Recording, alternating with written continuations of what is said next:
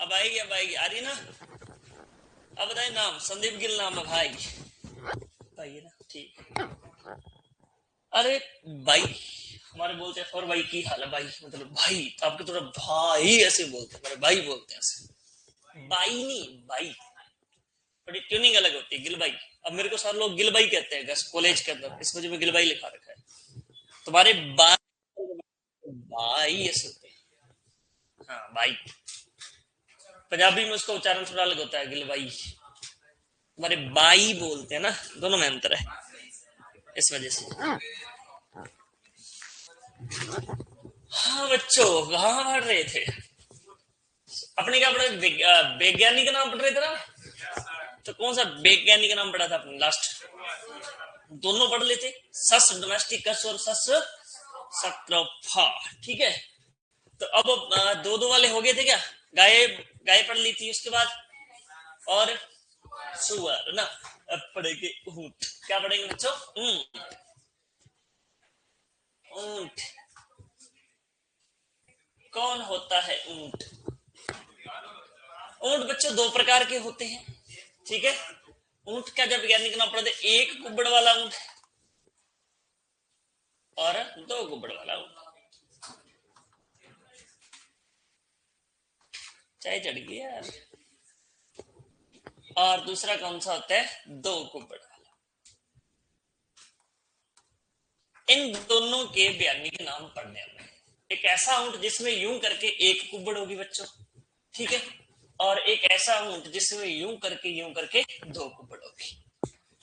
वह single hump और double hump दो प्रकार के कैमल होते हैं। अब बच्चों जो सिंगल हम्प कैमल होता है उसका वैज्ञानिक क्या होता है? नाम होता है कैमेलस, कैमेलस ड्रोमेंडेरियन। सही लिखा क्या मैंने? ड्रो, सही बता भाई, क्या बात है। कैमेलस ड्रोमेंडेरियन, ठीक है बच्चों। और दूसरा दो कुबड़ वाले का नाम होता है कैमेलस बैक्टीरियन।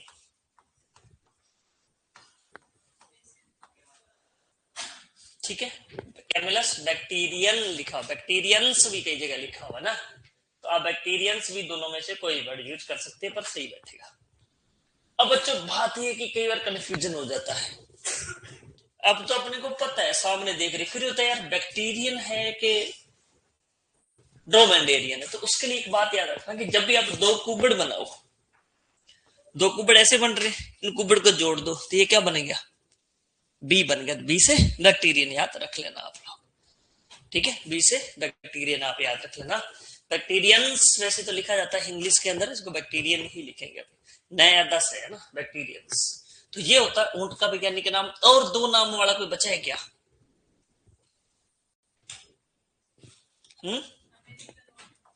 अमेरिकन और एशियन ऊंट, हाँ इन्हीं को बोलते हैं। अभी ऊंट, गाय होगी, भैंस होगी, भेड़ होगी, बकरी, नहीं गाय, भैंस और सुअर, और ये ऐसे थे जिनके अंदर दो दो वैज्ञानिक के नाम है ना, इसलिए पहले दो दो वाले से बता दिए, सिंगल सिंगल वाले को फटाफट से खत्म कर देते। सिंगल वाले में देखो कौन सा बच्चा, एक तो गाय, बकरी। बकरी का वैज्ञानिक नाम बताओ क्या होता है बच्चों? कैपरा, कैपरा हिरकस। और एक चीज मैं शायद आपको बताई नहीं है, जो भी वैज्ञानिक नाम होते हैं वो दो से मिलकर बने होते हैं। पहला नाम किसका होता है हमेशा? वंश का। और दूसरा नाम हमेशा किसका होता है बच्चों? जाति का। कई बार पूछ लेते हैं बकरी का वंश क्या है? अब ये भी कुछ, बकरी की जाति क्या है? ये मत करना ओबीसी से आती है, एससी एसटी से नहीं है ना, सीधा बताना ना, हिरकस वो बताना ऐसा। ठीक है, बकरी का वंश क्या है। और इसके अलावा बच्चे पूछ सकते हैं बकरी का, भेड़ का, भेड़ का वैज्ञानिक का नाम क्या है? अब आपसे पूछे वंश क्या है इसका भेड़ का, ओबियसली, और इसकी जाति पूछे तो जाति ने पूछो साधु की है, पूछ लीजिए ज्ञान, एरिस, ओविस एरिस इसका वैज्ञानिक। अब बात आती है मुर्गी की, किसकी? मुर्गी की। और मुर्गी का वैज्ञानिक नाम क्या होता है? गैलस डोमेस्टिक्स।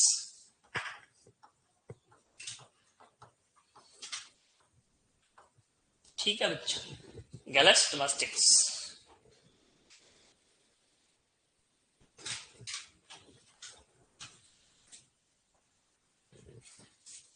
ऊंट हो गया। एक लास्ट लिख लो चैप्टर, घोड़े का क्या नाम होता है?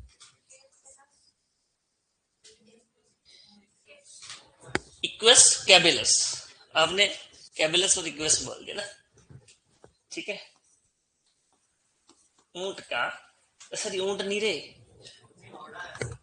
भाई साहब, वेरों को नहीं पड़े माने। घोड़ा का वैज्ञानिक नाम होता है इक्वेस कैबिलस।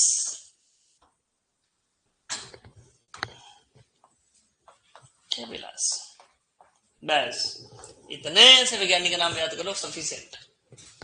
इतने ही तुम्हारे सिलेबस के अंदर। घोड़ा है ही नहीं ना, सुअर है, बट फिर भी लिख लो। गधे को छोड़ो, गधा कौन पैदा है? गधे की एक खासियत होती है कि अपने शरीर का 28% वो यूज करता है सिर्फ एनर्जी जनरेट करने में, जबकि जो ऊंट होता है वो सिर्फ 12% शरीर का यूज करता है एनर्जी जनरेट करने। तो घोड़ा सबसे ज्यादा क्या होता है? मेहनती होता है। आलसी भी वही होता है, मेहनती भी वही होता है। जब जोर लगाने पे आता है, जब बहुत लगाता है वो, पावर बहुत लगाता है। कभी सवारी करनी हो तो देख लेना।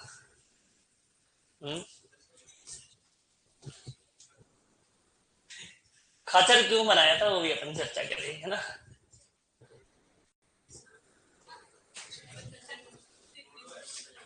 समझाएंगे कि वो खच्चर हमेशा नर बंदे या बांझ क्यों होता है, उस पर भी अपन चर्चा करेंगे।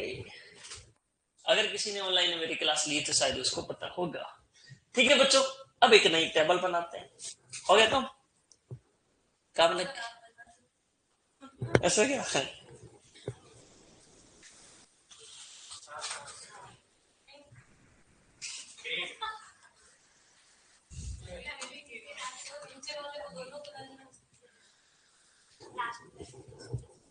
पिंकी पिंकी पिंकी कर लेना है क्या? ऐसा क्या?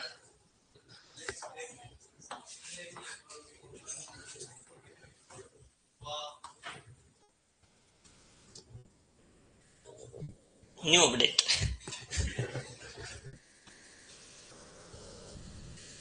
दिल ना दिया मगर नाम दिया मेरी बग्गो। तो सुंदर जा रहा है तीतर।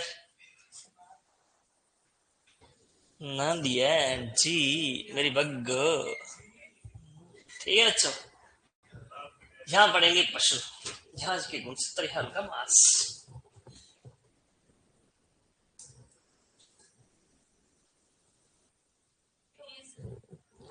हम भी टेढ़े हैं, ये टेढ़ी है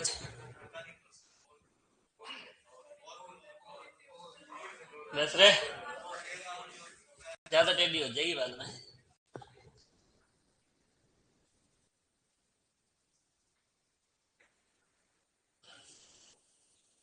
ये तो लिखूंगा ये बड़ा सही है। किधर की तरफ? और तो उसमें भी सही नहीं दिख रही। ठीक है, इसमें लिख देते पशु, इसमें लिख देंगे मांस, इसमें लिख देंगे क्या लिख देंगे, इसके गुणसूत्र विधान। ठीक है, देखिए। ठीक है बच्चों, यहाँ है सही है। ठीक है बच्चों, अब देख लिखना क्या, सबसे पहले यहां लिखेंगे पशु। ठीक है, तो पशु में अपने को क्या क्या पढ़ना है? एक तो गाय, गाय पढ़नी है, भैंस पढ़नी है, बकरी, भेड़,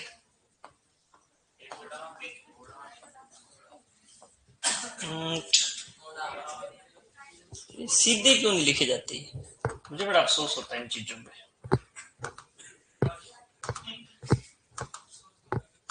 अरे थोड़ा पास लिखना पड़ता है इसमें, क्या ना यहाँ लेंथ रहना फिर सही रहता है, यहाँ आने के बाद आते यूं चलने लगता है।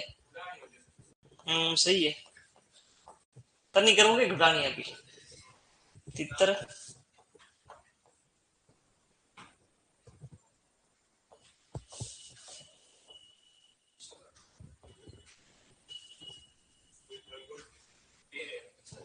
सुअर के अलावा और क्या पढ़ेंगे इसमें? हाँ, मुर्गी।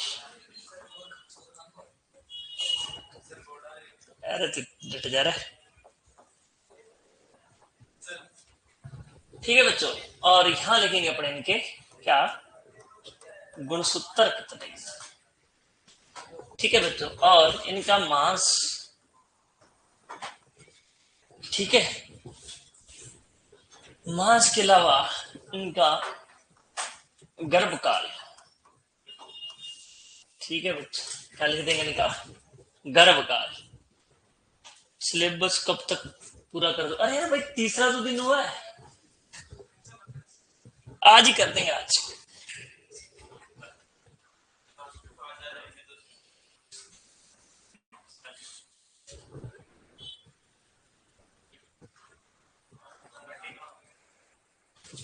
गर्भकाल आ गया, उसका मास आ गया, गर्भ। ठीक है, और मैंने क्या लिखा रखा पुराने वाली क्लास में, किसने देखा? आवास।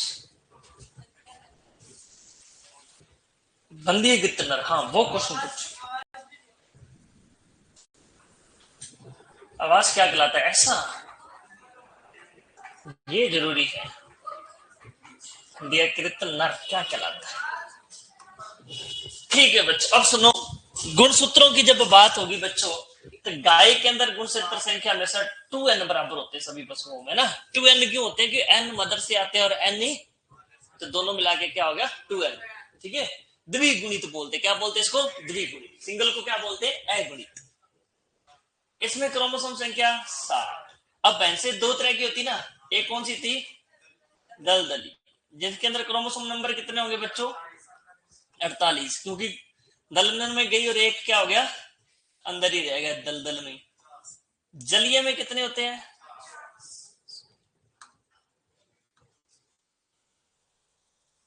50। ठीक है बच्चों, बकरी के अंदर किसके समान होंगे? ये क्वेश्चन भी पूछा गया, ऐसे कौन से दो पशु जिनमें गुणसूत्र संख्या समान होती है? भेड़ के अंदर कितने होते हैं? 54। सुअर के अंदर कितने होते हैं? 38। मुर्गी के अंदर कितने होते हैं? 78। घोड़े के अंदर कितने होते हैं? 64। ठीक है बच्चों, अब देखो बच्चों, गाय के मांस को क्या कहते हैं? बीफ। क्या कहा जाता है? बीफ। भैंस के मांस को बफल, या फिर एक नाम होता है इसका कैरा, कैरा बीफ बोलते हैं। ठीक है बच्चों, उसके अलावा बकरी के मांस को क्या बोलते हैं? चेवल। भेड़ के मांस को क्या बोलते हैं बच्चों? मटन। सुअर के मांस को क्या बोलते हैं? पोर्क बोलते हैं। ठीक है, और उसका मुर्गी के मांस को क्या बोलते हैं? चिकन, है ना। और इसका घोड़े का कोई मांस का यूज ज्यादा देखने को नहीं मिलता। अब बच्चों, गाय का जो गर्भकाल होता है वो लगभग कितने दिन का होता है? 200।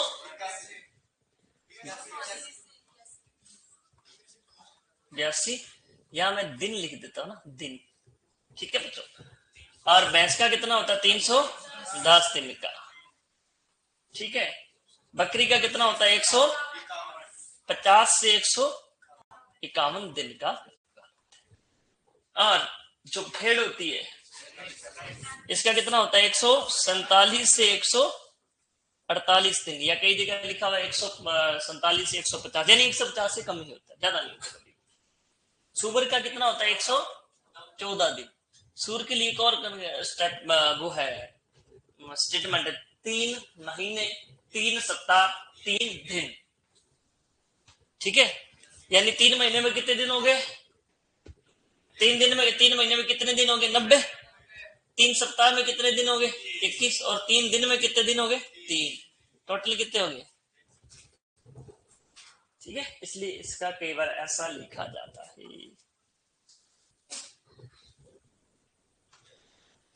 और मुर्गी में क्या होता है?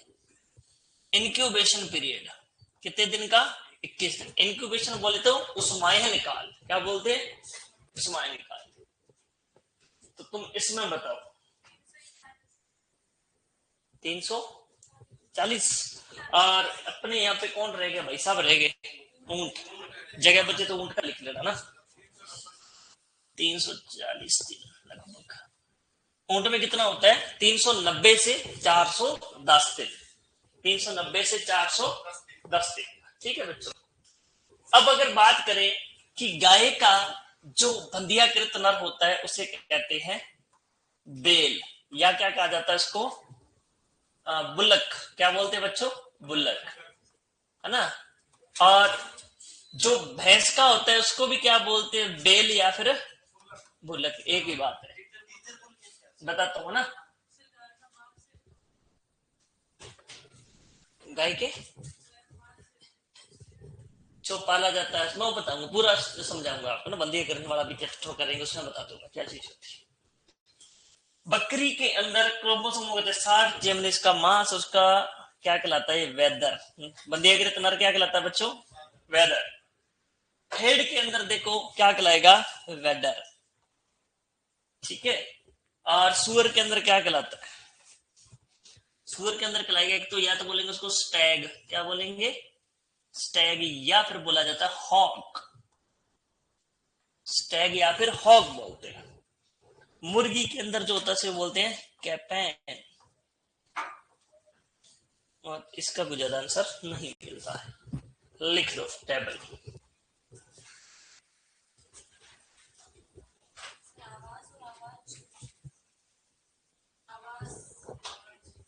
जगह नहीं तो नहीं लिख देते, तुम्हारे एक एक एक्स्ट्रा है तो मैं यहाँ पे लिख दूंगा आगे साफ करके, या बना लो एक कॉलम और बना लो, बना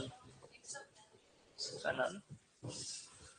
अगर जगह है तो एक लाइन और खींच, दो लाइनें खींच लो।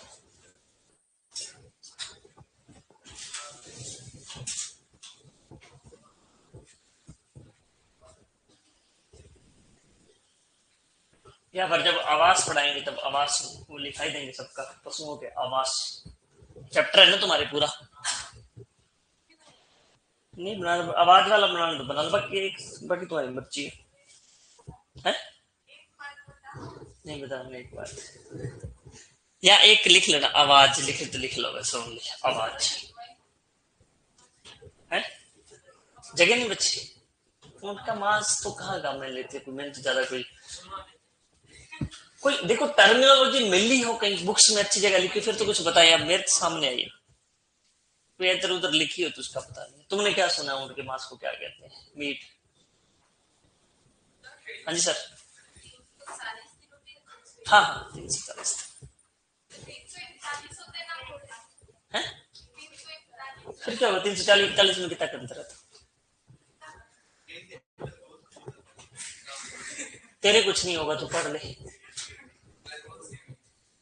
एक दिन का बच्चे आपको जब भी क्वेश्चन आएगा ना ऐसे नहीं आएगा 340, 335, 332 ऐसे नहीं आएगा। जब गर्भ काल लिखाएगा तो अलग अलग, एक जगह गाय का आएगा, एक जगह भैंस का आएगा, एक जगह इसका आएगा घोड़े का, एक जगह किसका आएगा कैमल का, ऐसे लिखा आएगा। जब आपसे गुणसूत्र पूछेंगे ऐसे नहीं भी गाय के गुणसूत्र 60, 65, 62, 61 ऐसे नहीं आएगा। गाय के पूछ लिए, गाय के दे देंगे, भैंस के दे देंगे, भेड़ के दे देंगे, बकरी के दे देंगे, ऐसे आते क्वेश्चन। ऐसे नहीं आता ये रेंज लिख देते 60 से 64, 65 से 66, ऐसे कभी नहीं होता। वो सबके गुणसूत्र दिए होते हैं, आपने तो कंफ्यूज रहता है ये गाय के हैं कि भैंस के हैं कि भेड़ के हैं कि बकरी के, कौन से सही। ऊंट में क्रोमोसोम संख्या कितनी होती है, 74, 74।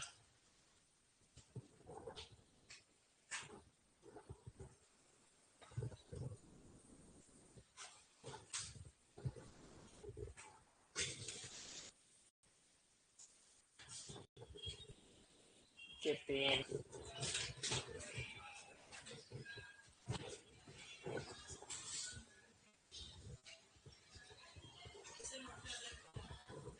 390 से 410 दिन।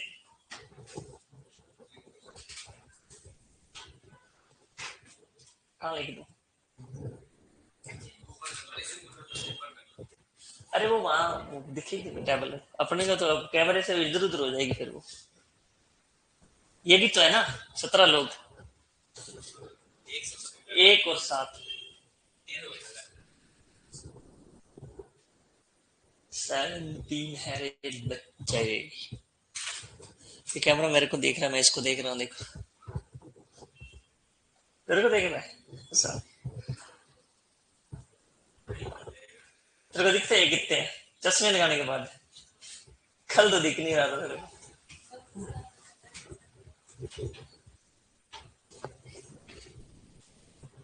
सुना कि जिनमें स्पेक्स लगे होते हैं वो बच्चे बहुत पढ़ने वाले होते हैं। सही बात है?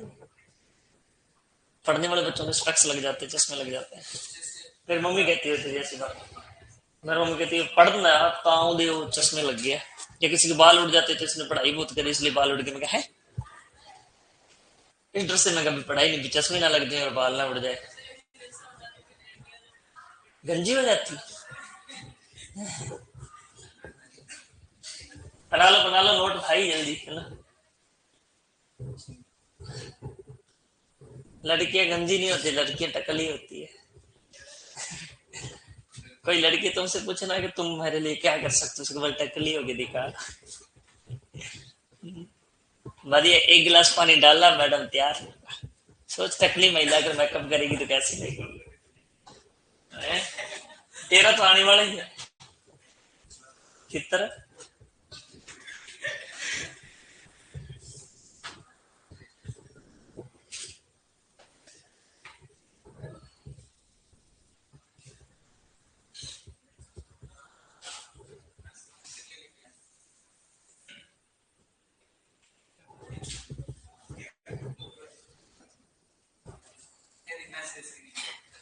इसके नीचे लिख दे कुछ ना कुछ, ये जिंदगी बर्बाद है। लिख, ऊंट लिख के उसके आगे लिख दे, उसमें गुणसूत्र संख्या होती है,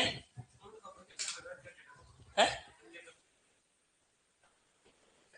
ऊंट में कुछ नहीं लिखना। ऊंट के ऐसे चार तो ऊंट होते हैं, पहले उनका बंदीकरण कर दो, बाद में प्रोडक्शन कहां से लोगे। टॉपिक पढ़ाऊंगा जब बंदीकरण वाला, उसमें आपको बहुत सारी चीजें बताऊंगा। बंदीकरण क्या होता है, कैसे किया जाता है, ठीक है, क्यों करते हैं, क्या क्या रीजन है, सारा बता दें। थोड़ा सा वो रखो एक बार। सस्पेंस नहीं तो क्या बोलते थे, हिंदी में कुछ बोलते होते। धैर्य रखो, धैर्य, धैर्य रखो, धैर्य सुगले।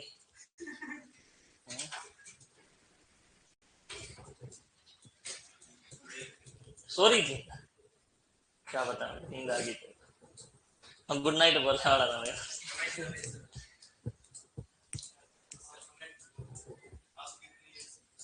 सर आप कितने ईयर से पढ़ा रहे हो?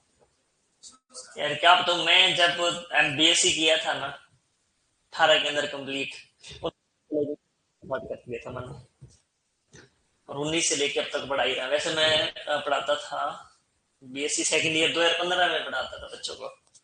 तो मैं बीएससी सेकंड ईयर में था, फर्स्ट ईयर उनको पढ़ाया करता था।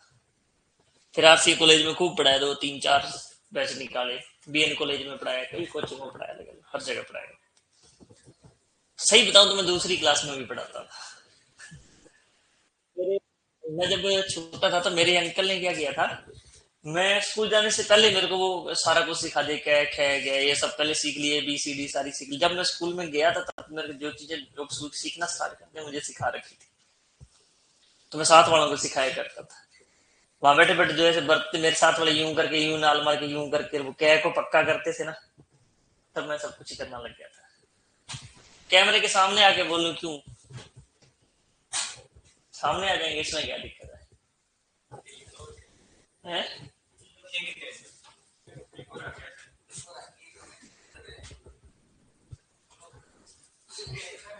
कैमल का बताओ एक बार, क्या तो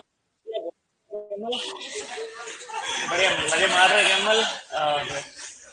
कैमल के जो गर्भ काल होता है बच्चों, वो 390 से 410 दिन का होता है।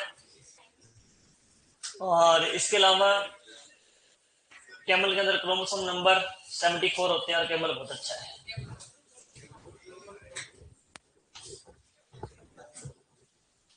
लिख लिया बच्चों ये टॉपिक? अच्छी बात है।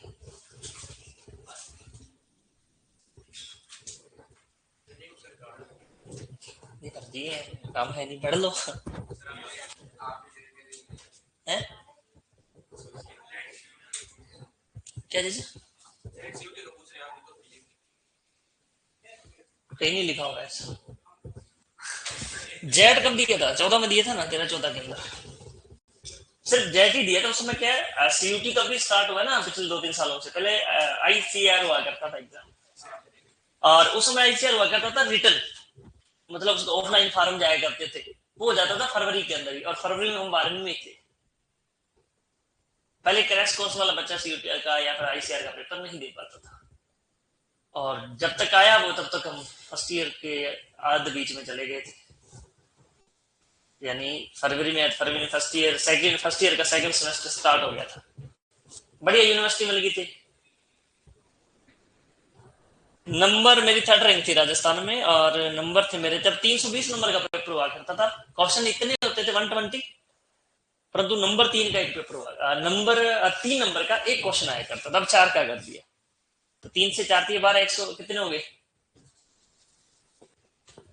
कितने हो गए? 360, 320, 360 हो गए क्या? हाँ 360 भी होगा ना।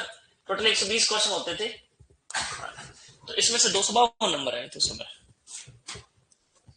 सीटें खूब हुआ करती थी हमारे टाइम में, तुम्हारे टाइम में सीटें कम हो गई। हमारे टाइम में सीटें हुआ करती 600, तुम्हारे टाइम होगी 10,000, बस इतना सा फर्क है।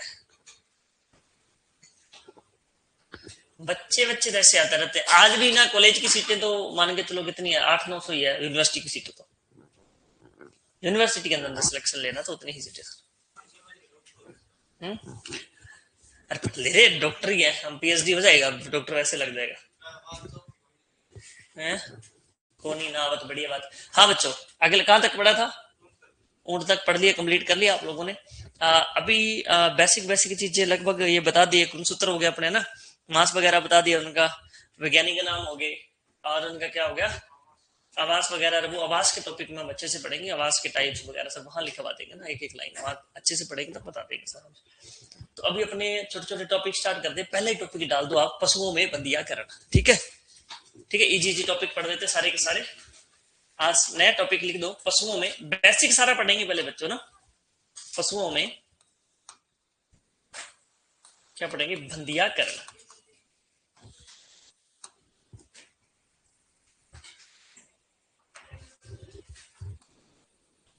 तथा नसबंदी, दो अलग अलग वर्ड है।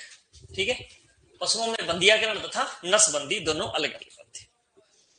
अब सुनो बच्चों, पहले मैंने की डेफिनेशन लिख देता हूं, फिर प्रॉपर तरीके से आपको समझा देता हूं। जो बच्चे कह रहे टीचर बुल क्या होता है, बुल क्या होता है, स्टीर क्या होता है, सारी बातें बता देते हैं। अब बच्चों होता क्या है, सबसे पहले अगर अपने बात करें कि पशुओं में बंदियाकरण तथा नसबंदी क्या है, सबसे पहले क्या है बंदियाकरण। बंदियाकरण किसे कहेंगे? बंदियाकरण किसे कहा जाएगा? सबसे पहली बात देखो, नर पशुओं में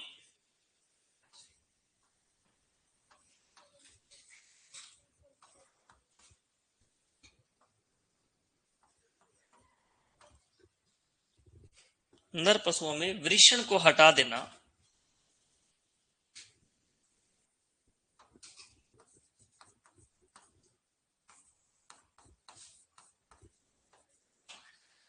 हटा देना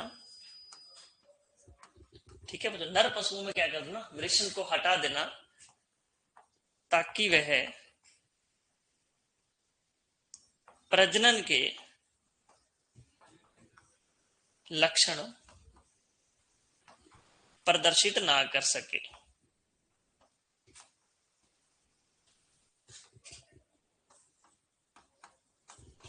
यानी वो मैथुन क्रिया वगैरह कुछ ना कर सके, ऐसा उसके अंदर जो भी क्रिया करना ही क्या कहलाता है?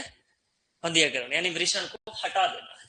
ठीक है बच्चों, दूसरा है नसबंदी। दोनों टॉपिक अच्छे समझेंगे अपन। नसबंदी, नसबंदी क्या चीज होती है? नर पशु में,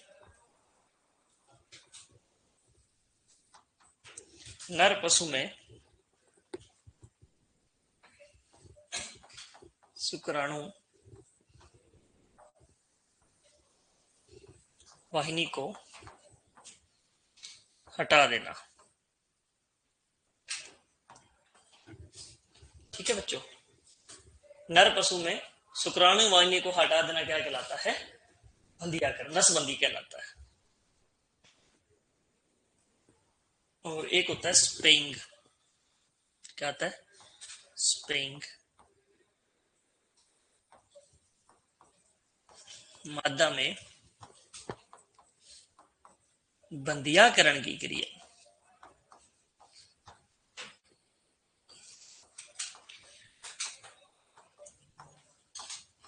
ठीक है बच्चों, अगर मादा में बंधियाकरण कर देंगे तो इसे क्या बोलेंगे? स्पेइंग, उस प्रोसेस को। नर के अंदर बंधियाकरण करना, ठीक है।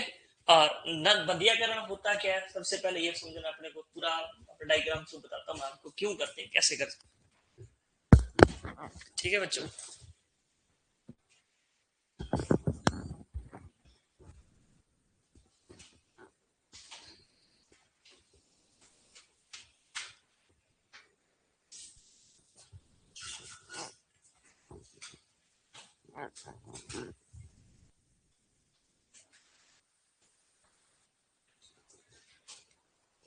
ऑनलाइन में बच्चे ध्यान देना, ये टॉपिक का नाम है पशुओं का बंधियाकरण तथा नसबंदी, है ना। बंधियाकरण और नसबंदी दोनों अलग अलग चीज है, उनके बारे में हम डिटेल से पढ़ेंगे। पहले डेफिनेशन से लिख लीजिए कि क्या क्या है, कि बंधियाकरण किसे कहेंगे? नर पशुओं में वृषण को हटा देना बंधियाकरण कहलाता है, ताकि वो अपना प्रजनन जो लक्षण है यानी मैथन क्रिया वगैरह ना कर सके, ऐसे प्रोसेस को कहा जाता है बंधियाकरण। नसबंदी में क्या करते हैं? पशु को शुक्राणु वाहिनी को हटा देते हैं। जबकि एक आता है स्पेइंग, अगर मादा के अंदर बंधियाकरण कर रहे हैं कि बाकी वो भी प्रजनन के लक्षण प्रकट ना कर सके, तो उसे बोला जाता है स्पेइंग। ठीक है बच्चों, अब अपने पढ़ेंगे कि ये बंधियाकरण क्यों करते हैं, कारण क्या है। सुनना एक बार बच्चों, लिख लिया चीज, नोट कर लिया आप लोगों ने? ठीक है बच्चों, अब देखो बात ये कि जब भी पशु के अंदर बंधियाकरण वगैरह ये प्रोसेस किए जाते, उससे पहले अपनों को समझना कि हार्मोन, क्या समझना बच्चों? हार्मोन, कि हार्मोन प्रोडक्शन शरीर के लिए कितना जरूरी है। देखो, ठीक है, मतलब हार्मोन प्रोडक्शन, ये कौन है यार, क्या बोल रहे हैं? देखो, हार्मोन प्रोडक्शन की जब अपने बात करें, जैसे मान के चलो अगर नर के अंदर टेस्टोस्टेरोन हार्मोन रिलीज नहीं होगा तो वो कभी मैथुन क्रिया नहीं कर सकता, अपने लैंगिक लक्षणों को कभी वो प्रदर्शित नहीं कर सकता। पहली बात, मादा के अंदर अगर एस्ट्रोजन हार्मोन रिलीज नहीं हो रहा तो वो कभी भी मैथुन क्रिया के लिए एक्टिव नहीं हो सकती, ना ही उसके अंदर कभी अंडाणु विकसित होंगे। आई बात समझ में? तो आपके लिए पूछ ले कि नर के लिए मैथुन क्रिया के लिए जरूरी हार्मोन कौन सा, और मादा के लिए कौन सा? एस्ट्रोजन। ठीक है, नर के अंदर एक ही हार्मोन होता है, जबकि मादा के अंदर कितने हार्मोन होते हैं? दो।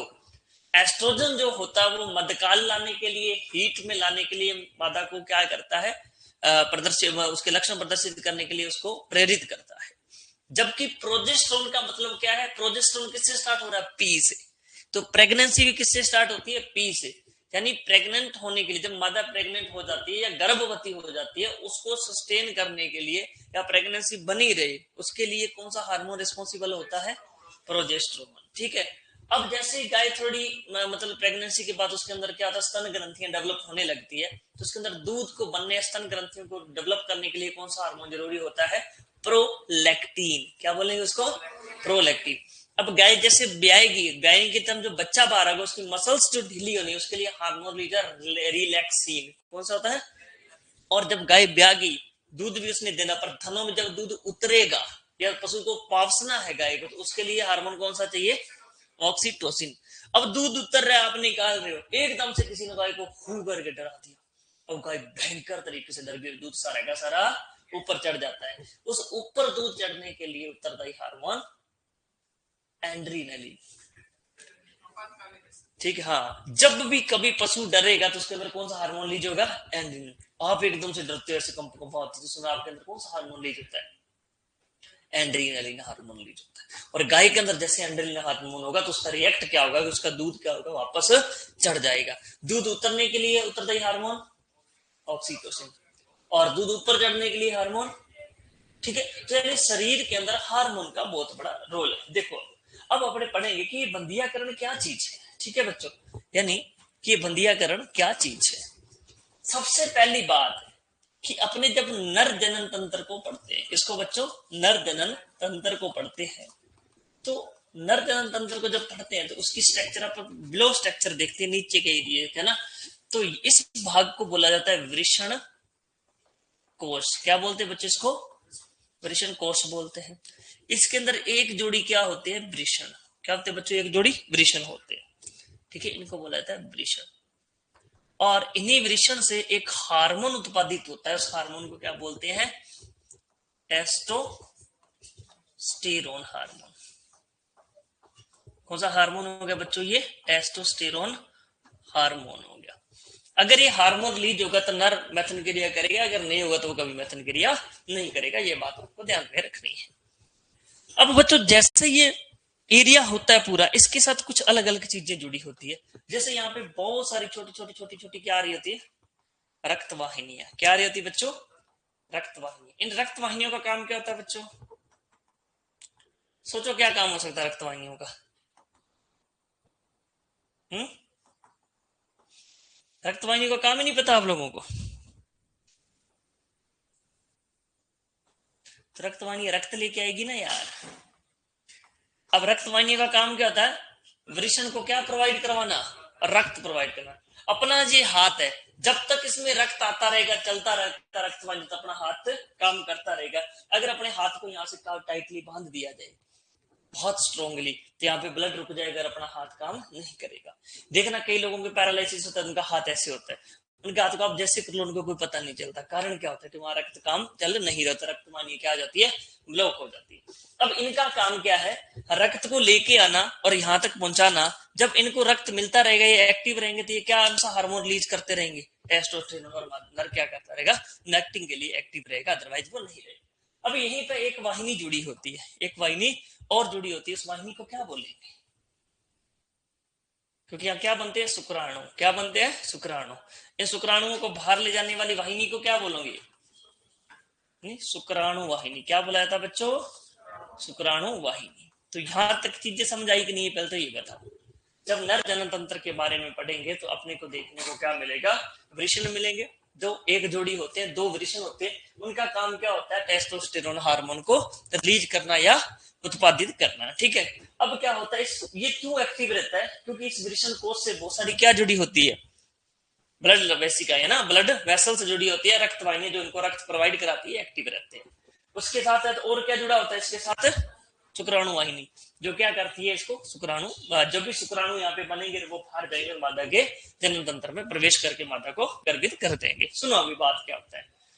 अब बच्चों बात ये है कि जैसे अब क्या हुआ, पहले क्या करते थे लोग कि पुराने टाइम में तो बहुत भयंकर बात होती थी कि पत्थर वगैरह मार के इन चीजों को तोड़ दिया जाता था, टेस्टिस को, जो बहुत भयंकर होता था। लोग क्रूर होते थे, उनको पता ही नहीं होता था ना, क्योंकि पहले के लोगों में इमोशन नाम की कोई चीज ही नहीं होती थी। आप अपने दादा वादा से बात करके देखना वो कैसे बात करेंगे, और उससे भी थोड़े से पुराने आदमी से बात करके ना वो बहुत ही इस तरीके से करेंगे कि आपको खड़े खड़े रुला देंगे। आजकल के बच्चे तो रोने लग जाएंगे उनको देख के। कारण क्योंकि वो इमोशन को नहीं समझते थे, वो मशीनें थी, वो मशीन थी, उनको कोई इमोशन से मतलब नहीं। वो चलते थे, आप रख देते, काम नहीं किया, क्या है कर दिया तो कोई तारीफ नहीं, कोई मतलब नहीं उनको, वो ऐसे ही थे। तो पहले के लोगों में इमोशन नहीं था, उनको पता ही नहीं था इनको कितना दर्द होता है। बाद में एक नया ट्रेंड है, उन्होंने क्या किया? चीरा लगाया और टेस्टिस को बाहर निकालना शुरू किया, और वापस स्टिचिंग कर देते थे। अगर वापस स्टिचिंग कर देते तो जब दोबारा पशु नीचे बैठता था तो वो स्टिचिंग वगैरह टूट जाते थे, और उसके वो पानी वगैरह लग जाता है, मिट्टी वगैरह, फिर इन्फेक्शन हो जाता था। फिर एक साइंटिस्ट आया जिसका नाम था बर्डिजो। क्या नाम था उसका? बर्डिजो। वो एक कास्ट्रेट लेके आया जिसे बोला गया था बर्डिजो कास्ट्रेटर। ठीक है बच्चों, उस बर्डिजो कास्ट्रेटर से फिर क्या किया गया था? पत्र क्रिया उसके अंदर करवाई गई थी। सॉरी, वो इसके अंदर क्या किया गया था? वो यहाँ से दबा के वो किया गया था ना। 2 मिनट में एक चीज बताता हूँ।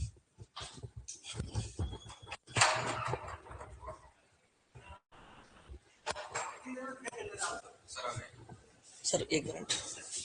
वहां ना अगर आप स्टाफ रूम में जाओगे ना, वहां पे एक ब्रेडिजो कास्टेटर पड़ा है, वो ले आना। ब्रेडिजो कास्टेटर ऊपर पड़ा है, बड़ा सारा होगा, ऐसे लोहे का होगा, ब्रेडिजो कास्टेटर ऐसे चलाने वाला, वो ले आना है अभी है ना। और रील वाला वो कौन है? वीडियो बनाने वाला वहां से होता है, शूट करते हैं, आइडिया नहीं है? चलो वो एक वो ले आओ ब्रेडिजो कास्टेटर। क्लास चल इतने में तो क्लास चल जाएगी ना, क्लास चल रही है मेरी। नहीं अब 1 मिनट लगेगा। नहीं नहीं, एक हाथ में उठा के ले आओगे, हल्का सा है वो बंदिया कर, पशुओं में बंदिया करना नहीं करते, उसके लिए वो होता है। आप जाओगे ना, जैसे जब उसके अलमारी के जस्ट इस साइड ऊपर सामने पड़ा है स्टील का। हाँ, आप जैसे यूं स्टाफ रूम में घुसे, घुसते यूं देखेंगे ना, इधर वाली अलमारी के ऊपर पड़ा बड़ी जो कास्ट्रेटर। हाँ, बड़ी कास्ट्रेटर। वहां कोई भी बता देगा आपको, वहां कोई भी बता देगा आपको। आप यूं जाओगे जैसे ही, तो जहां किताबें पड़ी ना बहुत सारी, उस अलमारी के ऊपर स्टील का बड़ा बड़ा सारा।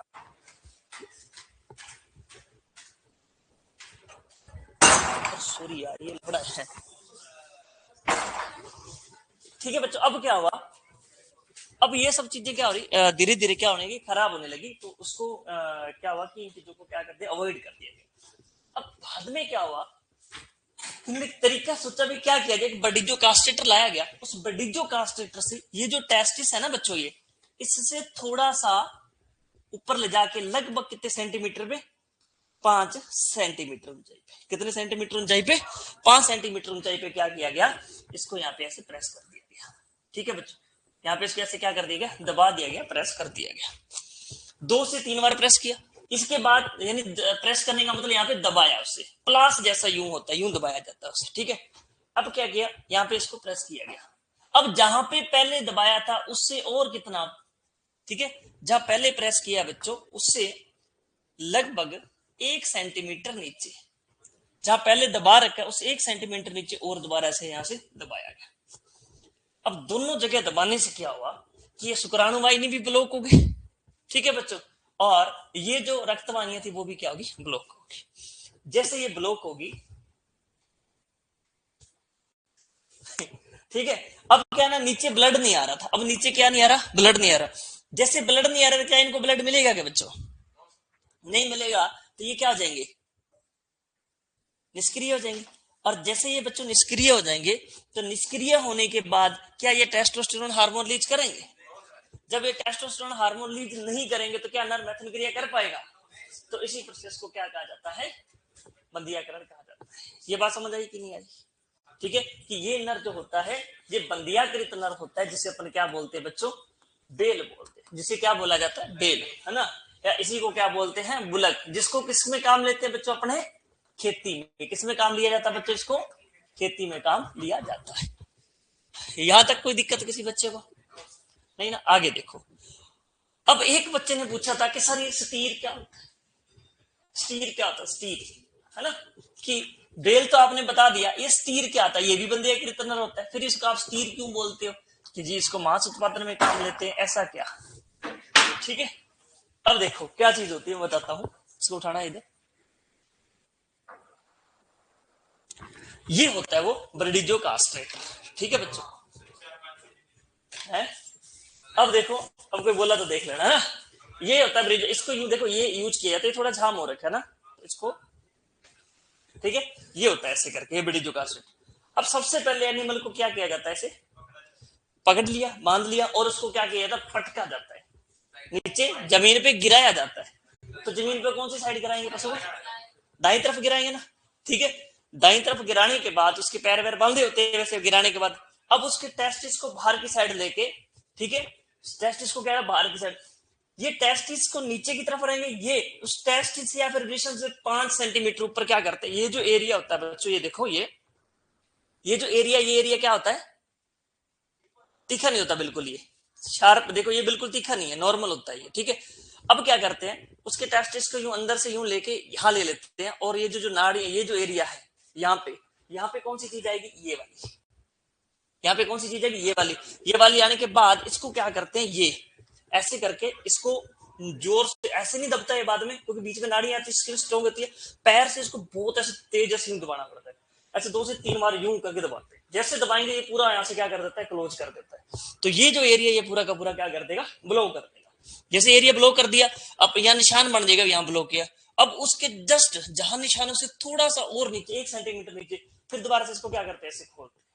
सेम प्रोसेस में इसको फिर से उसे दोबारा टाइटली यूं करके दबाया जाता है, 3 से 4 बार, फिर खोला, फिर दबाया, फिर खोला, 3 बार ऐसे करते हैं। ठीक है, 3 बार ऐसे करने से यहां से भी ब्लॉक हो जाता है। अब ये पूरा एरिया क्या हो गया, ब्लॉक हो गया। ब्लॉक होने के बाद ये ब्लड वेसल्स वगैरह यहाँ पे सारी नहीं आएगी। अब रक्त क्या नीचे नहीं आ पाएगा, रक्त नीचे नहीं आ पाएगा तो ये क्या हो जाएंगे, निष्क्रिय। जब ये निष्क्रिय हो जाएंगे तो क्या टेस्टोस्टेरोन हार्मोन रिलीज करेंगे, नहीं करेंगे। नर क्या नहीं कर पाएगा, मैथुन क्रिया। जो नर मैथुन क्रिया नहीं कर पाया जाता उसको अपने क्या कर देते, बंधीकरण कर देते। तो ये तो क्या कहलाता है, बंधीकरण कहलाता है। जो अपने ये तो करने नहीं देना ना। तो नॉर्मल सी बात है कि जब आपने उस रूट को ही खत्म कर दिया, रूट यहाँ पे क्या है, वृषण है। वृषण का काम क्या होता है, टेस्टोस्टेरोन हार्मोन रिलीज करना। अब अपने इनको निष्कर कर यही जिंदा नहीं है तो टेस्टोस्टेरोन हार्मोन रिलीज नहीं होगा। जब टेस्टोस्टेरोन हार्मोन रिलीज नहीं होगा तो नर कभी क्या नहीं कर सकता, मैथुन क्रिया नहीं कर सकता। ठीक है, तो ये वो औजार होता है जिसे क्या बोला जाता है, ब्रेडिजो कार्सिट। ये बड़े पशुओं में यूज करते हैं। एक छोटा होता है, इससे मतलब मान के चलो इतना होता है, वो किस में यूज करते हैं, भेड़ में बकरी में यूज करते हैं। वो एक हाथ में पकड़ के प्लास की तरह से होता है, ये थोड़ा भारी होता है। हाँ ठीक है। मुर्गी के अंदर इंजेक्शन लगाया जाता है स्टील बेस्ट्रोल हार्मोन का। या पहले क्या करते हैं, ऑपरेशन कर दिया जाता था मुर्गी के अंदर। उसके जो प्रजनन अंग होते अंदर की साइड होते, बाहर नहीं होते, इसलिए या तो उसमें क्या किया जाता है, सर्जिकल ऑपरेशन। हाँ, अब बच्चों जिस नर का बंधीकरण कर देंगे उसे क्या बोलेंगे, बेल। पर अब एक बात है, थोड़ी सी सुनिएगा। कोई पशु है, कोई भी पशु है, अब जैसे जैसे वो बड़ा होगा उसमें एक एज आएगी, परिपक्व आयु। क्या आएगी बच्चों, परिपक्व आयु। अब इस परिपक्व आयु का मतलब क्या हुआ, परिपक्व आयु का मतलब हुआ नर व मादा के जननांग क्या हो जाते हैं, इस समय क्रियाशील हो जाते हैं। क्या होते हैं बच्चों, ये क्रियाशील हो जाते हैं। उस प्रोसेस को, उस एज को क्या बोला जाता है, परिपक्व आयु। समझाई नहीं ये बात। परिपक्व आयु या यौवन अवस्था किसे कहेंगे, जब नर व मादा के जननांग क्या हो जाएंगे, क्रियाशील हो जाएंगे, तो उसे क्या बोला जाता है, परिपक्व आयु बोला जाता है। अब ये परिपक्व आयु का कैसे पता चले, नर के अंदर शुक्राणु बनना शुरू हो जाएंगे, वीर्य बनना शुरू हो जाएगा, जबकि मादा किसमें आने लग जाएगी, मध्यकाल में हीट के लक्षण शो कर देगी। तब अपने को पता चल जाएगा कि नर या मादा के अंदर कौन सी आयु आ गई है, परिपक्व आयु आ चुकी है। यहां तक बात समझ आई, ठीक। अगर बंधियाकरण परिपक्व आयु के बाद करते हैं तो वो क्या कहलाता है, बेल या बुलक। ठीक है, और बंधियाकरण बच्चों, बंधियाकरण परिपक्व आयु से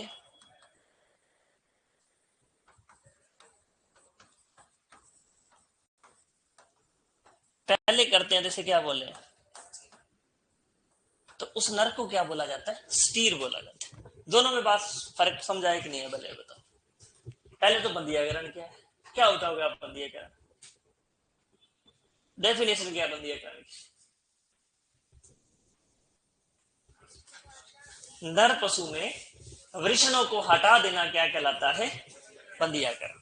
वृषण क्यों हटाते हैं, ऐसा क्या कर,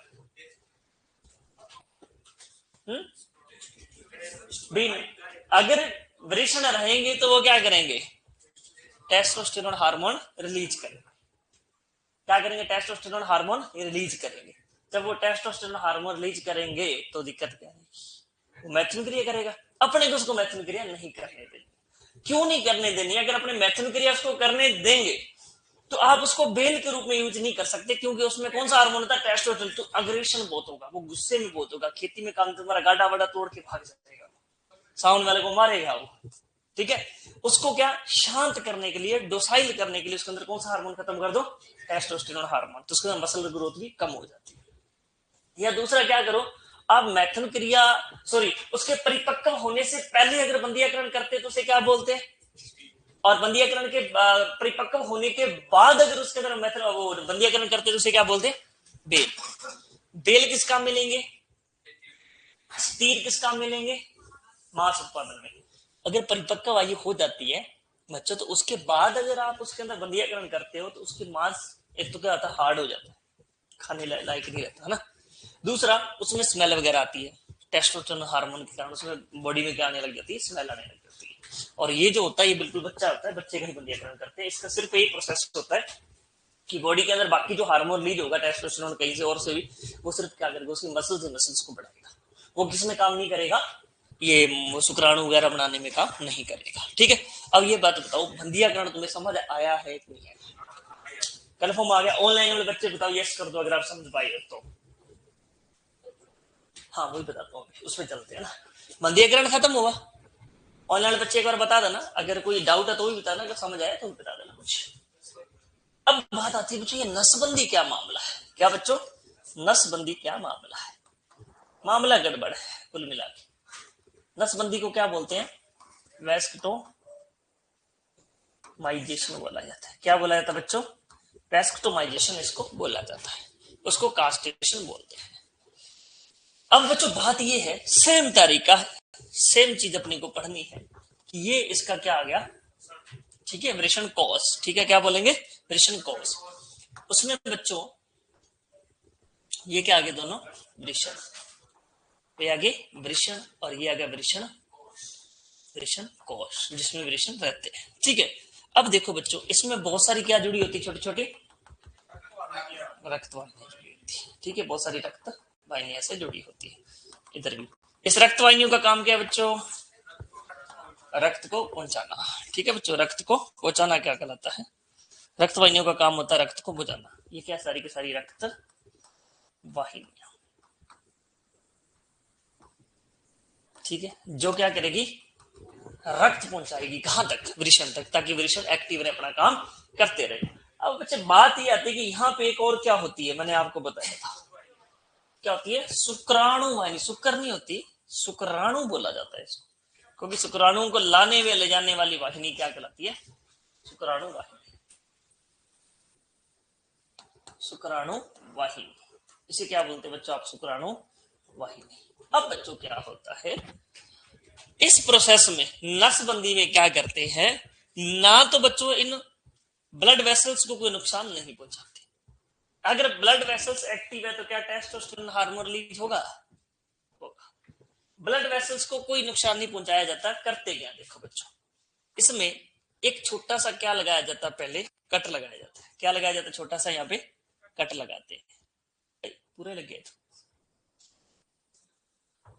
ठीक है, यहाँ पे क्या करें, डॉक्टर थोड़ा फेल हो गया ना, यहाँ पे क्या लगाते हैं? कट लगाते हैं। लगा दिया। अब कट लगाने के बाद इन ब्लड वेसल्स को कुछ नहीं करते, शुक्राणु वाहिनी को यहाँ से क्या करते थे? काट देते, बीच में से शुक्राणु वाहिनी काटती। अब शुक्राणु वाहिनी अलग अलग होगी कि नहीं होगी बताओ बच्चों? ठीक है, शुक्राणु वाहिनी काट दी, बीच में से कनेक्शन टूटा कि नहीं टूटा इसका? अब कनेक्शन यहां से टूट गया। अब अपने शुक्राणु वाहिनी को दिया काट। शुक्राणु वाहिनी को काटने के बाद ये देखो ब्लड वेसल्स को अपने कोई नुकसान किया? नहीं किया। क्या वृषण तक ब्लड आ रहा है? तो अगर वृषण एक्टिव है कि नहीं है, तो यहाँ पे कौन सा हार्मोन रिलीज होगा? टेस्टोस्टेरोन। कौन सा हार्मोन होगा? टेस्टोस्टेरोन हार्मोन होगा। क्या नर मैथुन क्रिया कर पाएगा?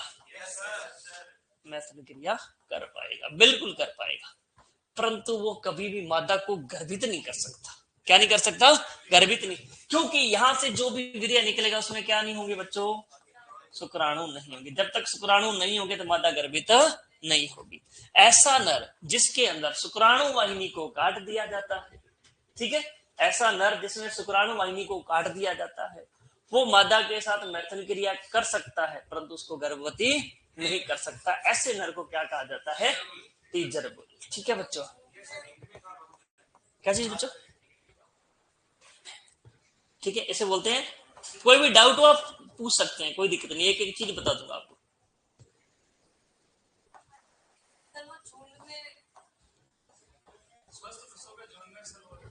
बताता हूँ पूरी बात, है ना।